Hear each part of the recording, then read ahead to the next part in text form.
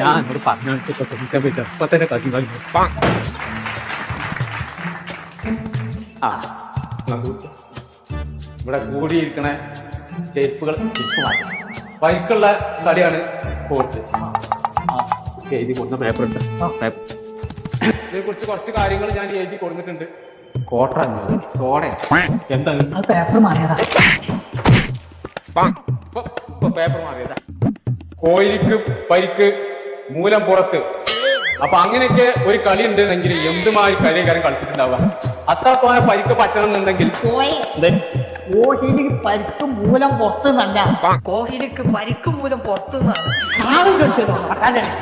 ഒരു സ്റ്റേജില് ഇതുപോലത്തെ ഒരു പരിപാടിയിൽ ഉണ്ടാക്കിയത് ഞാൻ മുണ്ടുണ്ട്. അപ്പൊ ഞാൻ